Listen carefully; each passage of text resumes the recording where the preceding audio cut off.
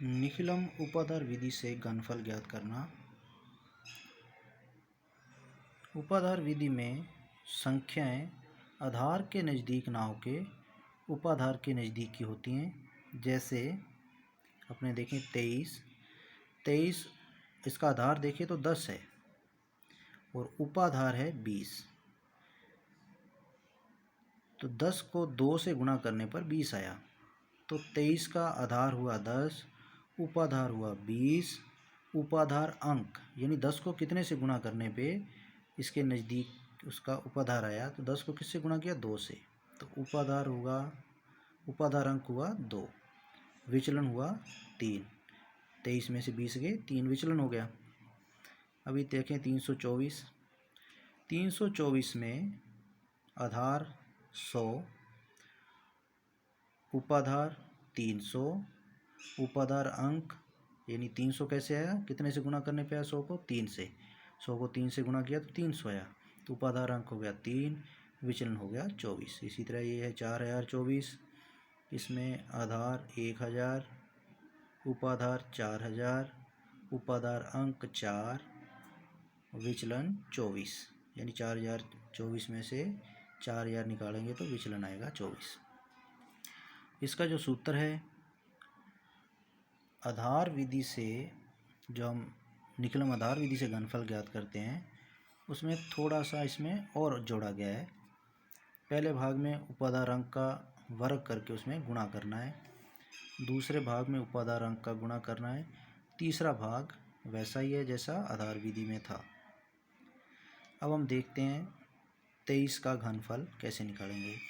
23 का आधार हो गया 10, उपाधार हो गया 10 गुणा 2 20, उपाधार अंक हो गया 2, विचलन हो गया 23 माइनस 20 बराबर 3। तो प्रथम भाग में उपाधार अंक का वर्ग, उपाधार अंक कितना? 2, तो 2 का वर्ग, फिर गुणा की जगह गुणा, संख्या कितनी है? 23 प्लस विचलन कितना? 3 गुणा 2, विचलन को 2 से गुणा कर दिया। दूसरे भाग में उपाधार अंक 2 गुणा 3 का 3 आ गया, और विचलन कितना है? 3। तो विचलन का स्क्वायर यानी 3 का स्क्वायर कर दिया। तृतीय खंड में विचलन की घात 3, विचलन है 3 तो 3 की घात 3।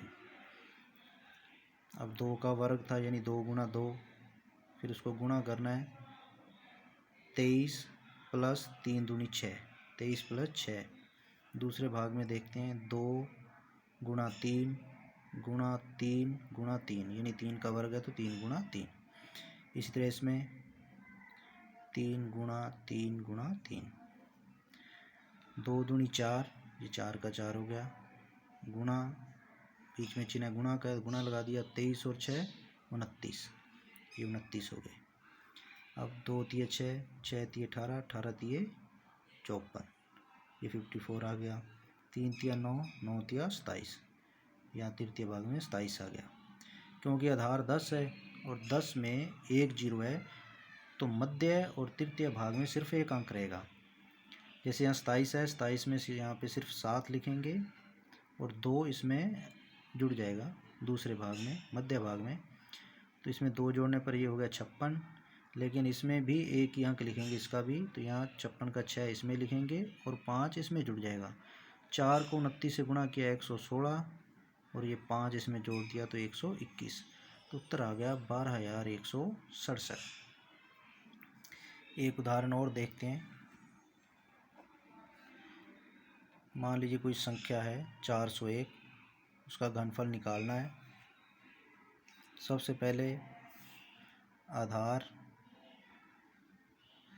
100, उपाधार 100 गुणा 4 400, उपाधार अंक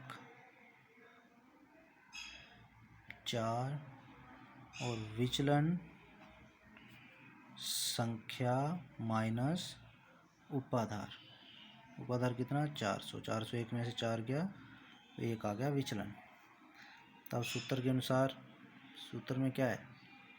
सबसे पहले उपाधार अंक कितना 4, 4 का वर्ग कर लिया,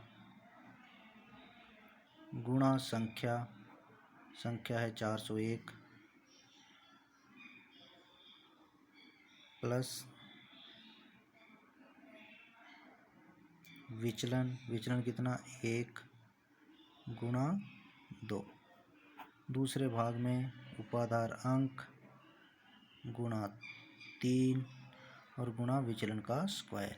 तीसरे भाग में विचलन का क्यूब।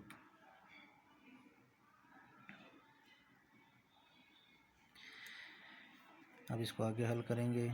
4 गुणा 4 गुणा 2 एकम 2, 401 प्लस 2, ये हो गया 4 गुणा 3 गुणा 1 गुणा 1, ये हो गया 1 गुणा 1 गुणा 1। 4 को 4 से गुणा किया 16 गुणा 401 में 2 जोड़े 403, ये हो गया 4 3 12, 12 कम 12, 12 कम 12। 1 को 1 से गुणा करेंगे तो 1 ही आएगा। 16 को 403 से गुणा किया, 16